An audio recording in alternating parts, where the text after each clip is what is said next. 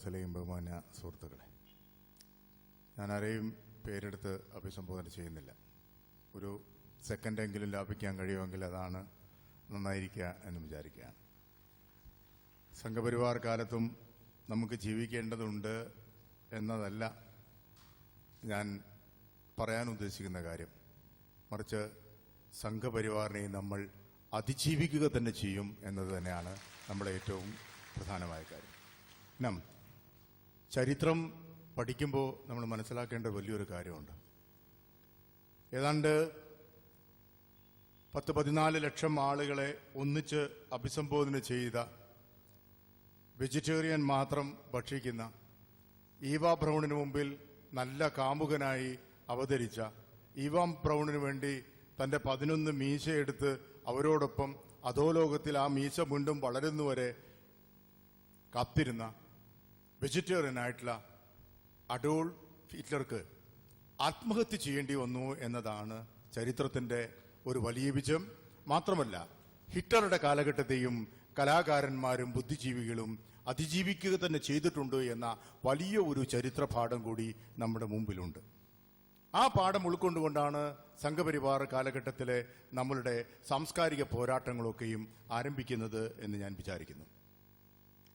നേരത്തെ അതിന്റെ വിശദാംശങ്ങളിലേക്കൊക്കെ തന്നെ ഞങ്ങളുടെ പ്രിയപ്പെട്ട ജ്യേഷ്ഠ സഹോദരസ്ഥാനീയനായിട്ടുള്ള ഞങ്ങളുടെ ഗുരുനാഥൻ സച്ചിദാനന്ദൻ മാഷ് പ്രൗഢഗംഭീരമായിട്ടുള്ള തന്റെ പ്രഭാഷണത്തിൽ അതിന്റെ രീതിശാസ്ത്രത്തെക്കുറിച്ച്, അതിന്റെ രസതന്ത്രത്തെക്കുറിച്ചൊക്കെയും നമുക്ക് മുമ്പിൽ സംസാരിച്ചു.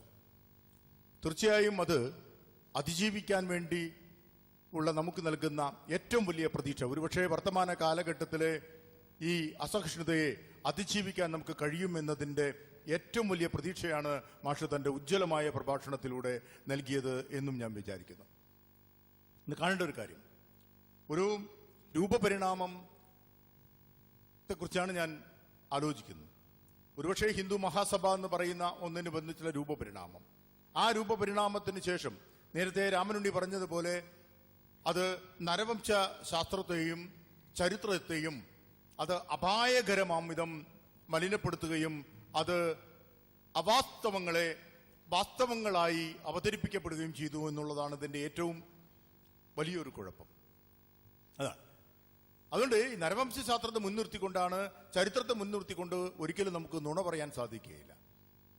അംബേദ്കർ വേദകാലഘട്ടത്തിലെ ഗോമാംസ ഭക്ഷണത്തെക്കുറിച്ച് എഴുതിയത് തീർച്ചയായും മോഡി അധികാരത്തിൽ വരുമെന്നോ സംഘപരിവാരത്തിന്റെ രാഷ്ട്രീയം ഇന്ത്യയിൽ പ്രചരിക്കപ്പെടുമെന്നോ അവരുടെ അധികാര കേന്ദ്രങ്ങൾ രൂപപ്പെടുമെന്നോ ഒന്നും പ്രതീക്ഷിക്കാത്ത ഒരു കാലഘട്ടത്തിലാണ് അംബേദ്കർ എഴുതിയത്. പക്ഷേ അംബേദ്കറുടെ ഈ പറയുന്ന ഇന്ത്യ സംസ്കാരത്തിൽ ഗോമാംസ ഭക്ഷണം ഉണ്ടായിരുന്നില്ലേ എന്ന ചോദ്യത്തോടു കൂടി അദ്ദേഹം നടത്തുന്ന വിശകലനങ്ങൾ ഇന്ന് വർത്തമാനകാല ഇന്ത്യയിൽ തീർച്ചയായും സംഘപരിവാറിനെതിരെ ഉയർത്തിവെക്കാവുന്ന ഏറ്റവും വലിയ ഘഡ്ഗങ്ങളിലൊന്നായി അംബേദ്കറിന്റെ വാക്കുകൾ മാറുന്നു എന്നുള്ളത് കൂടി നമ്മൾ മനസ്സിലാക്കണം. ഈ ഒരു മഹിതമായ പാരമ്പര്യത്തെ ഒരു നുണകളിലൂടെ ഉണ്ടാക്കിയെടുക്കാനായിട്ട് ശ്രമിക്കാം. നേരത്തെ പറഞ്ഞതുപോലെ അക്രമാസക്തമായ ഒരു പുരുഷത്വം കടന്നു വരുന്നുണ്ട്. അതെല്ലാ തരത്തിലുള്ള ബഹുസ്വരതകളുടെയും അത് തള്ളിക്കളയുന്നുണ്ട്. ഈ ബഹുസ്വരതകളെ ഉൾക്കൊള്ളാൻ സാധിക്കുകയില്ല എന്ന് തോന്നിയത് കൊണ്ടാണ് ഒരു വളരെ മൊണോലിത്തിക് ഒരു ഹൈന്ദവ സാംസ്കാരിക രാഷ്ട്രീയ ഭൂപടം ഉണ്ടാക്കിയെടുക്കാൻ വേണ്ടിയുള്ള ശ്രമത്തോട് കുതിരിക്കൊണ്ടാണ് അംബേദ്കർ താൻ ജനിച്ച മതത്തിൽ താൻ ജീവിച്ച് മരിക്കുകയില്ല എന്ന് പ്രഖ്യാപിച്ചുകൊണ്ട് നാഗപ്പൂരിലെത്തി തന്റെ അനുയായികളോടൊപ്പം ബുദ്ധമതം സ്വീകരിക്കുന്നതെന്ന്.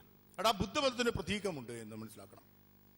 ആദി ബുദ്ധമതത്തിന്റെ ഒരു ഭൂമിക എടുത്ത് നോക്കിയാൽ തന്നെ അറിയാം, അത് അത്യന്തം ഹിംസാത്മകമായ ചോരയുടെ, അതായത് മൃഗബലി കൊണ്ട് കലുഷമായി ചോരയുടെ മണം സഹിക്കവയ്യാത്ത ഒരു ചരിത്ര സന്ധിയിൽ ഇന്ത്യയെ കൊണ്ട് എത്തിച്ചപ്പോഴാണ് ബുദ്ധൻ അഹിംസയെക്കുറിച്ച് സംസാരിച്ചത് എന്ന് കൂടി കാണണം നമ്മൾ. അന്ന് യാഗശാലകളിലേക്ക് തെളിച്ച് കൊണ്ടുപോകുന്ന മൃഗങ്ങളുടെ കരച്ചിലുകൾ കേൾക്കാൻ ബുദ്ധൻ മാത്രമേ ഉണ്ടായിരുന്നുള്ളൂ എന്ന് മാത്രമല്ല അദ്ദേഹം ഈ വർണ്ണാശ്രമ ധർമ്മത്തെ ബുദ്ധൻ എതിർത്തു. ബുദ്ധൻ തന്റെ ശിഷ്യന്മാരുടെ ഇടയിലേക്ക് ദളിത് ജനവിഭാഗങ്ങൾപ്പെട്ട ആളുകളെയും അദ്ദേഹം കൂട്ടിക്കൊണ്ടുവന്നു. തീർച്ചയായും നിർവ്വാണം എന്ന് പറയുന്നത് തീർച്ചയായും അത് ജാതിയുടെയും മതത്തിന്റെയും വർഗ ഗോത്രങ്ങൾക്കപ്പുറത്ത് നിന്നുകൊണ്ടുള്ളതാണ് നിർവ്വാണ സങ്കല്പനം ബുദ്ധൻ മുന്നോട്ട് വെച്ചു. ആ ബുദ്ധന്റെ പ്രതിരോധത്തിലേക്കാണ് യഥാർത്ഥത്തിൽ അംബേദ്കർ ബുദ്ധമതം സ്വീകരിച്ചുകൊണ്ട് ഇന്ത്യയുടെ ഒരു മഹിതമായിട്ടുള്ള ഒരു വലിയൊരു പാരമ്പര്യത്തെ അദ്ദേഹം വീണ്ടും അവതരിപ്പിക്കുകയാണ് യഥാർത്ഥത്തിൽ ചെയ്തത്. അതിന്റെ തുടർച്ചകളാണ് പിന്നീട് സംഭവിച്ചത്. പക്ഷേ അപ്പോഴും ഈ വലിയ തോതിലുള്ള അവഗണന ആയിപ്പോഴും അംബേദ്കർക്ക് അനുഭവിക്കേണ്ടി വന്നു എന്ന് നമുക്ക് കാണാൻ പറ്റും. പക്ഷെ പിന്നീട് കഞ്ച ഇളയപ്പോഴുള്ള ആളുകൾ ഇതൊന്നും കൂടി അധികം നവീകരിക്കുന്നുണ്ട്. ബൗദ്ധ ദർശനത്തെ കുറെ കൂടി വ്യക്തമായി ഇന്ത്യയിലെ സംഘപരിവാർ കാലഘട്ടത്തിലെ രാഷ്ട്രീയത്തോടുള്ള ഏറ്റവും ഉജ്ജ്വലമായ പ്രതിരോധായുധമായി പിന്നീട് അദ്ദേഹം എടുക്കുന്നുണ്ട്. അതുകൊണ്ടാണ് ഞാൻ എന്തുകൊണ്ട് ഒരു ഹിന്ദുവല്ല എന്ന് പ്രഖ്യാപിച്ചുകൊണ്ട് അദ്ദേഹം ഒരു പുസ്തകം എഴുതാനുള്ള സാഹചര്യം ഉണ്ടായത്. അതുകൊണ്ടാണ് ഈ ഹിന്ദുത്വം എന്ന് പറയുന്നത് നായാടി മുതൽ നമ്പൂതിരി വരെ എന്ന് പറഞ്ഞുകൊണ്ടിരിക്കുന്ന ഈ വിശാല ഹിന്ദുത്വത്തിനകത്ത് യഥാർത്ഥത്തിൽ ഒരു ബ്രാഹ്മണ ഹിന്ദുത്വത്തിന് മാത്രമേ നിലനിൽക്കാൻ സാധിക്കുകയുള്ളൂ എന്ന ഒരു തിരിച്ചറിവാണ് യഥാർത്ഥത്തിൽ ഉണ്ടായത്. ആ അവഗണനയും ഒരുപക്ഷെ അതിൽ ജാതീയമായിട്ടുള്ള പിന്നാക്കാവസ്ഥയും അവഗണനയുമാണ് യഥാർത്ഥത്തിൽ രോഹിത് വെമുലയുടെ ആത്മഹത്യയിൽ വരെ ചെന്നെത്തുന്ന ഒന്ന്. അതാണ് നേരത്തെ സച്ചിദാനന്ദ മാഷ് സൂചിപ്പിച്ച പ്രധാനപ്പെട്ട ഒരു കാര്യം. രോഹിൽ വിമുലാഡ് എന്ന് പറയുന്നത് അതൊരു ഇൻസ്റ്റിറ്റ്യൂഷണൽ മർഡർ ആയിരുന്നു എന്ന് പറയുന്നതിന്റെ കാരണം ഇതാണ്. ഞങ്ങളൊക്കെയും അത് തന്നെയാണ് വിശ്വസിക്കുന്നത്. അത് ആത്മഹത്യയല്ല, അത് യഥാർത്ഥത്തിൽ ഇൻസ്റ്റിറ്റ്യൂഷണൽ മർഡർ തന്നെ ആയിരുന്നു എന്ന് കാണുക. അപ്പൊ അതിനെ നമുക്ക് എങ്ങനെയാണ് ആ ഒരു കാലഘട്ടം നമ്മൾ എങ്ങനെയാണ് അതിജീവിക്കുന്നത് എന്ന് കാണേണ്ടി വരും. അപ്പൊ നമുക്ക് പലതരത്തിൽ ഇതിന്റെ പാരമ്പര്യത്തെക്കുറിച്ച് ആലോചിക്കേണ്ടി വരും. എല്ലാറ്റിനെയും വികലമാക്കുകയാണ്. ഇപ്പൊ ഹനുമാൻ സേനയുടെ പേരിലാണ് ഞാൻ അടുത്ത കാലത്ത് ഒരു മുദ്രാവാക്യം കണ്ടത്. ഒരു പോസ്റ്ററുകളൊക്കെയും പ്രത്യക്ഷപ്പെട്ടത് അത് ഗുലാം നബി ഇന്ത്യയിൽ പാടരുത് എന്നാണ്. ഗുലാം അലി ഇന്ത്യയിൽ പാടരുത് എന്ന് പറഞ്ഞുകൊണ്ട്, ഗുലാം അലി ഇന്ത്യക്കാരനല്ല, ഗുലാം അലി ഇന്ത്യയിൽ പാടരുത് എന്ന് പറഞ്ഞുകൊണ്ട് ഹനുമാൻ സേനയുടെ നേരത്തെ രാമനുണ്ണി വ്യക്തമാക്കിയല്ലോ ഈ ഹനുമാൻ യഥാർത്ഥത്തിൽ ആരായിരുന്നു എന്നുള്ള. അദ്ദേഹത്തിന് സ്നേഹസമ്പന്നനായിട്ടുള്ള ഒരു ഹനുമാനെ ഏറ്റവും വിധ്വംസകമായിട്ട് അവതരിപ്പിക്കുക. അതുപോലെ തന്നെ ഈ വിവേകാനന്ദൻ എന്ന് പറഞ്ഞുകൊണ്ടുള്ള ഒരു കട്ടവുട്ടൊക്കെ വെക്കുമ്പോൾ വളരെ സൂക്ഷിച്ചു നോക്കിയാൽ വിവേകാനന്ദൻ ഒരു പ്രച്ഛന്ന വേഷം മാത്രമായിട്ടാണ് ഹിന്ദുത്വ രാഷ്ട്രീയക്കാർ അവതരിപ്പിക്കുന്നത്. ആ പ്രച്ഛന്ന വേഷത്തിനകത്ത് പതിയിരിക്കുന്നത് സവർക്കറാണ് എന്നുള്ള ഒരു രാഷ്ട്രീയം കൂടി നമ്മൾ തിരിച്ചറിയണം. അതുകൊണ്ട് തീർച്ചയായും ഈ സവർക്കറെ നേരിടാൻ വേണ്ടി യഥാർത്ഥ വിവേകാനന്ദനെ ഉയർത്തിക്കൊണ്ടുവരേണ്ടി വരും. അതൊരു രാഷ്ട്രീയമായിട്ട് നമുക്ക് ഉയർത്തിക്കൊണ്ടുവരും. അതുകൊണ്ടാണ് ഈ മഹിതമായ ഈ പാരമ്പര്യത്തിലേക്ക് തന്നെ പോവുകയും അതിന്റെ മഹത്വത്തെക്കുറിച്ച് നമുക്ക് സംസാരിക്കേണ്ടി വരികയും ചെയ്യും. എന്നാൽ അങ്ങനെയല്ല. അപ്പൊ സന്യാസിനികൾ എന്ന് പറയുന്ന ഒരു വിഭാഗമുണ്ട്.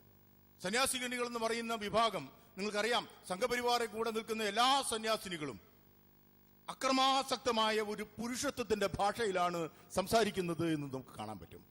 ഇവിടെ KP ശശികലയും ഒരു പുരുഷത്വത്തിന്റെ അക്രമാസക്തമായ പുരുഷത്വത്തിന്റെ ഭാഷയിലാണ് സംസാരിക്കുന്നത് എന്ന് കാണാൻ പറ്റും. അതുകൊണ്ടാണ് അവരുടെ നാവിനെ അവരുടെ മസ്തിഷ്കം നിയന്ത്രിക്കുകയില്ല എന്ന് നമ്മൾക്ക് ഉറപ്പാണ്. പക്ഷേ അവരുടെ നാവിനെ അവരുടെ ഗർഭപാത്രവും നിയന്ത്രിക്കുന്നില്ലല്ലോ എന്നതാണ് നമ്മെ ഏറ്റവും വേദനിപ്പിക്കുന്ന ഒരു കാര്യം. അങ്ങനെ ഒരു സ്ത്രൈണത, അക്രമാസക്തമായ ഒരു സ്ത്രൈണത, ഇതിനെയാണ് നമ്മൾ യഥാർത്ഥത്തിൽ പ്രതിരോധിക്കേണ്ടതെന്ന് ഞാൻ വിചാരിക്കാം. ആ പ്രതിരോധിക്കണമെങ്കിൽ ഒരു വലിയ പാരമ്പര്യത്തെക്കുറിച്ച് വീണ്ടും വീണ്ടും ഓർമ്മപ്പെടുത്തിക്കൊണ്ടിരിക്കണം. അവിടെയാണ് ഗാന്ധിജി. എന്തുകൊണ്ട് ഗാന്ധിജിയെ തള്ളിക്കളയുന്നു? എന്തുകൊണ്ട് ഗാന്ധിജിക്ക് സ്ഥലത്തേക്ക് അവർ ഗോഡ്സെയെ പ്രതിഷ്ഠിക്കുന്നു എന്ന് ചോദിച്ചാൽ ഒരു വലിയ പാരമ്പര്യത്തെക്കുറിച്ച് കൂടി നമ്മൾ അന്വേഷിക്കേണ്ടതുണ്ട്. അത് തീർച്ചയായിട്ടും പുത്തലിബായിയുടെ, ഗാന്ധിജിയുടെ മാതാവായിട്ടുള്ള പുത്തലിബായിയുടെ ഒരു പാരമ്പര്യമാണ്.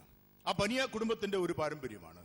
അവരുടെ കുടുംബക്ഷേത്രത്തിൽ ആരാധനയ്ക്ക് വേണ്ടി വെച്ചിട്ടുള്ള മഹാഗ്രന്ഥങ്ങളുടെ കൂട്ടത്തിൽ വിശുദ്ധ ഖുർആൻ ഉണ്ടായിരുന്നു എന്നത് തന്നെയാണ് ഗാന്ധിജി അതിനെ അസ്വീകാര്യനാക്കുന്നത്, സംഘപരിവാറിനെ സംബന്ധിച്ചിടത്തോളം അസ്വീകാര്യനാക്കുന്നത് എന്ന് നമുക്ക് കാണാൻ പറ്റും. അങ്ങനെ വളരെ മോണോലിത്തിക്കായിട്ടുള്ള ഒരു രാഷ്ട്രം ഒരു പടുത്തുകെട്ടാൻ എടുക്കുന്നു. അതിനെതിരെയുള്ള അടിസ്ഥാനപരമായ ചെറുത്തുനിൽപ്പ്. ഒന്ന് രണ്ട് കാര്യം മാത്രം പറഞ്ഞുകൊണ്ട് ഞാൻ അവസാനിപ്പിക്കുക. ഞാനൊരിക്കൽ കാശിയിലേക്ക് പോയി. ഉസ്താദ് ബിസ്മില്ലാ ഖാനെ കാണാൻ വേണ്ടിയാണ് ഞാൻ കാശിയിലേക്ക് പോയത്. അദ്ദേഹത്തിന് ഭാരതരത്ന ബഹുമതി കൊടുത്ത സമയത്ത് ഉസ്താദിനെ പോയി കാണാനും ആ വീട് കേൾക്കാനും കാണാനും പറ്റുമെങ്കിൽ അദ്ദേഹത്തിന്റെ മുമ്പിലിരുന്ന് അല്പനേരം ഷഹനായി വായിക്കുന്നത് കേൾക്കാൻ വേണ്ടിയാണ് ഞാൻ കാശിയിലേക്ക് പോയത്. പക്ഷേ കാശിയിൽ ചെന്നപ്പോൾ അദ്ദേഹം അവിടെ ഉണ്ടായിരുന്നില്ല. ഒരു സ്വീകരണ യോഗത്തിലേക്ക് ഉസ്താദ് പോയിരിക്കുകയായിരുന്നു. അദ്ദേഹത്തിന്റെ മരുമകൻ എന്നെ സ്നേഹത്തോടു കൂടി സ്വീകരിക്കുകയും ആ പട്ടുവസ്ത്രം നെയ്യുന്ന കാശിയിലെ ഏറ്റവും തിരക്കുള്ള ഒരു പ്രദേശത്താണ് അദ്ദേഹത്തിന് ആ മഞ്ഞ കെട്ടിടം സ്ഥിതി ചെയ്യുന്നത്. അതിലേക്ക് എന്നെ കൂട്ടിക്കൊണ്ടുപോവുകയും കുറെ നേരം അദ്ദേഹത്തിന്റെ മരുമകൻ എനിക്ക് ഷഹനായി വായിച്ചു തരികയും ചെയ്തു. അതിനുശേഷം അവിടുന്ന് പുറത്തിറക്കിയപ്പോൾ ഒരു ബ്രാഹ്മണനായിട്ടുള്ള ഒരാൾ എന്നോട് പറഞ്ഞത്, തീർച്ചയായും നിങ്ങൾ ഉസ്താദിനെ കാണാൻ വന്നതിൽ വലിയ സന്തോഷമുണ്ട്. ഞങ്ങൾ ഹിന്ദുക്കൾ ഇവിടെ വിശ്വസിക്കുന്നത് ഉസ്താദ് ബിസ്മില്ല ഖാൻ ഷഹനായി വായിച്ചാൽ മാത്രമേ കാശി വിശ്വനാഥൻ ഉണരുകയുള്ളൂ എന്നതാണ് ഞങ്ങളുടെ വിശ്വാസമെന്നാണ്. ഇതാണ് ഇന്ത്യയുടെ ഏറ്റവും മഹിതമായിട്ടുള്ള പാരമ്പര്യം. ഈ മഹിതമായ പാരമ്പര്യത്തിലേക്കാണ് ഈ പാരമ്പര്യം നമുക്ക് പോയി പോകുന്നു എന്നുള്ളതാണ് നമ്മൾ വിയപ്പിക്കുന്നത്. രാഷ്ട്രീയമായി ഒരുപക്ഷെ നമുക്ക് മോഡിയെ തോൽപ്പിക്കാൻ കഴിയുമായിരിക്കാം.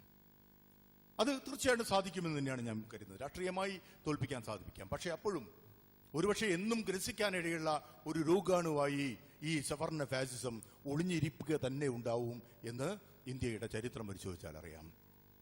ബാബറി മസ്ജിദിന്റെ തകർച്ചയാണ് യഥാർത്ഥത്തിൽ ഇവർക്ക് ഏറ്റവും വലിയ ആത്മവിശ്വാസം പകർന്നു കൊടുത്തത് എന്ന് ഞാൻ കരുതുന്നു.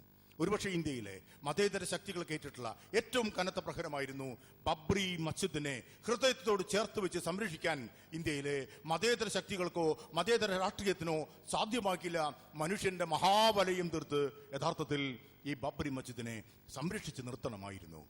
ആ ബാബറി മസ്ജിദിനെ ഇവരുടെയൊക്കെ കണ്ണ് തുറന്നിരിക്കെ അത് തകർക്കാൻ കഴിഞ്ഞു എന്നതായിരുന്നു ഒരുപക്ഷെ അവർക്ക് സംഘപരിവാറിന് കിട്ടിയല്ല ഏറ്റവും വലിയ ആത്മവിശ്വാസം. അതായിരുന്നു അതിന്റെ പിന്നാലെ നടന്നിട്ടുള്ള ഈ തകർച്ചയ്ക്ക് മുമ്പേ നടന്നുപോയ ഒരു മഹാജാഥയുണ്ട്. ആ ജാഥയിലൂടെയാണ് ഇത്രയേറെ വംശീയതയുടെ സ്വഭാവം അത് കാണിച്ചത്. പിന്നീട് കൃത്യമായ ജനോസൈഡ് എന്ന് പറയുന്ന വംശീയ ഹത്യയിലേക്ക് പോയ അനേക സന്ദർഭങ്ങളും ഉണ്ടായിട്ടുണ്ട്. ഇതിനെങ്ങനെ ചെറുക്കുന്നു എന്നും പറയുന്നത് ആണ് ഈ വെജിറ്റേറിയൻസിനകത്ത് പതുങ്ങിയിരിക്കുന്ന അക്രമാസക്തമായ ഒരു കനിബാലിസം ഉണ്ട് എന്നാണ് ഞാൻ പറയുന്നത്. ആ കനിബാലിസത്തെ ഹിറ്റ്ലറിലൂടെ ഒക്കെ നമ്മൾ പരിചയപ്പെട്ടുള്ള ഈ ഒരു കനിബാലിസത്തെ അടിസ്ഥാനപരമായിട്ട് ചെറുത്ത് തോൽപ്പിച്ചേ മതിയാകൂ, അല്ലെങ്കിൽ നമുക്ക് ജീവിക്കുവാൻ സാധിക്കുമില്ല എന്നതാണ് ഏറ്റവും പ്രധാന കാര്യം. അവർക്ക് നമുക്ക് ജീവിച്ചേ മതിയാവൂ, അതിന് എന്ത് വില കൊടുത്തും ജീവിച്ചേ മതിയാവൂ. അതുകൊണ്ട് മരണത്തെക്കുറിച്ച് ആലോചിക്കേണ്ടതില്ല, ഇപ്പോൾ ജീവിക്കുന്നതിനെ കുറിച്ച് മാത്രം ആലോചിക്കുക. ഞങ്ങൾ ആരാധനായിട്ടുള്ള ഗുരുനാഥൻ പ്രൊഫസർ എം.എൻ. വിജയൻ മാഷ് പറയാറുള്ള ഒരു കാര്യമുണ്ടായിരുന്നു. ഫാസിസം എപ്പോഴും ജനപദങ്ങൾക്ക് മേൽ ഭീതിയുടെ വലിയ പുതപ്പുകൾ വിരിച്ചിടും. ആ പുതപ്പുകൾ എടുത്തു കളഞ്ഞ് തെരുവുകളെ സംവാദാത്മകമാക്കി മാറ്റുകയല്ലാതെ മറ്റൊരു നിർവാഹവുമില്ല. ആ സംവാദാത്മകമായി മാറ്റിയെടുക്കാൻ വേണ്ടി സോൾഡാറ്റി നടത്തുന്ന ശ്രമങ്ങൾക്ക് എല്ലാവിധത്തിലുള്ള ഐക്യദാർഢ്യവും പ്രഖ്യാപിച്ചുകൊണ്ട് നിർത്തുന്നു. നന്ദി, നമസ്കാരം.